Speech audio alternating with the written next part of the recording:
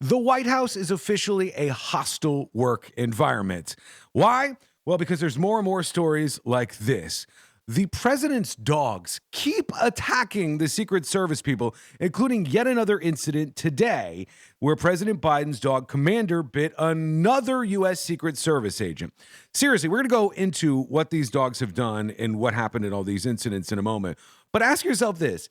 If your boss was bringing his dogs into work every day and the dogs were attacking up to like a dozen employees, sending them to the hospital with huge injuries from these dogs and their bites, do you think that it would be fine for your boss to just keep bringing the dogs in? It's like, no, this is what we do around here. No, of course not. That's insane to think that way. It's only acceptable here because it's happening in the White House, I guess. Now, mind you, I don't want these dogs like put down or anything. I just think they should be out of the White House because we have to consider that this is the environment that the Secret Service officers are being forced to work with. And that just does not seem fair to me. So let's go through the history of this a little bit because I think this will really just surprise you. We started out with Biden's dog, Major, and then Major in the White House kept biting everybody, and he had stories like this. All right, let's just call it what it is, a major problem at the White House. Major, the dog, making headlines again. He has nipped someone for the second time. Nipped, the word the White House is using. Yeah, the White House says nipped in all of these situations because they really like to downplay what happened. But some of them are actually pretty serious. If somebody has to go to the hospital, it's not a nip that led to that. That's something more significant. So what did the White House do? Well, they said, let's bring in a new dog, Commander. Major's out, Commander is in. We're going to fix this problem. And they trotted him in the White House. Christmas came early to the White House as President and Mrs. Biden show off their new puppy, Commander. But what happened to their other dog named Major? Uh-oh. There's a new Hey, we first don't talk dog in the about White- Major. Get out of here. We don't talk about Major. Shut it on down. We don't need to discuss that. We do need to just give Commander a chance in the White House. Maybe he won't bite anybody. Maybe it'll be okay. Let's see what goes down. A conservative group, Judicial Watch, sued the Department of Homeland Security to obtain internal Secret Service records related to dog bites and found 10 instances between October of last year and January. That was between October and January. October, November, December, January. 4 months, 10 instances where this dog, Commander, was biting staff at the White House. From a November 3rd email, one time in the upper right arm and a second bite on the officer's thigh.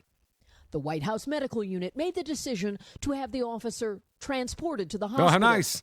A week later, a memo describes, while First Lady Jill Biden was walking him in the Kennedy Garden, the officer was bitten on the left thigh. So we've got serious bites, and these dogs are just chomping up the Secret Service staff. It's a tough time to work over there.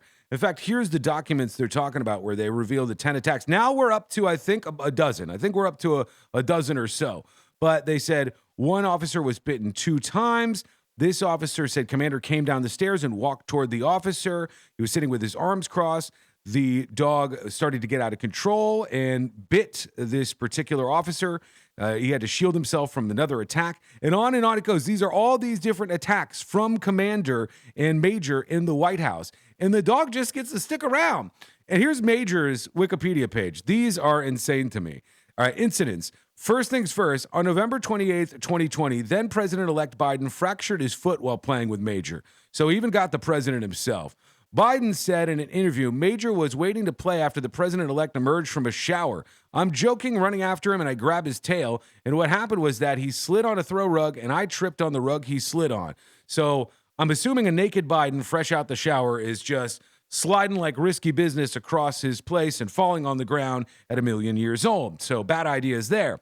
On March 8th, 2021, Major and Champ, Biden's other German Shepherd, were temporarily moved to live with a family friend in Delaware after a minor incident. They're all minor incidents, nibbles, if you will, in which Major nipped, in this case, new word, a security guard. Major has been known for displaying agitated behavior on multiple occasions in the past, including jumping, barking, and charging at staff and security.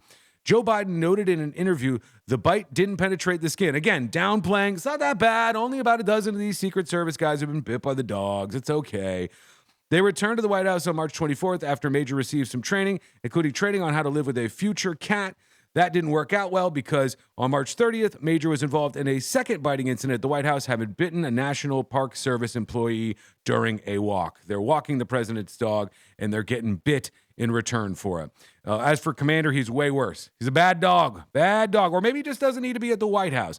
They said the records show that he bit at least 10 different agents or agents on at least 10 times, and now he's done it yet again, according to this story out today. President Joe Biden's younger dog, Commander, bit another U.S. Secret Service agent at the White House, the 11th known biting incident in the 2-year-old German Shepherd's life.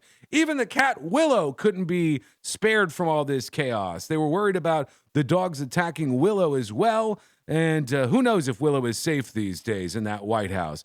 But clearly, it is, as I said, a hostile work environment around there.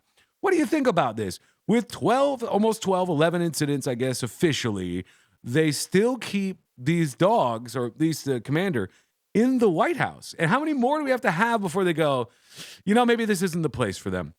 Maybe we send them back home. Like the Bidens don't have staff back home that could take care of these dogs away from the White House. Biden's not out there walking the dog himself. The staff is doing this, and they're getting bitten in return. Just a nibble, just a nip, no big deal, no worries there. At some point, you have to question this and ask yourself, are the Bidens bad dog owners? Have they not done enough to fix this problem? Get the dog whisperer guy or something in there. I don't know. Somebody should be able to fix this.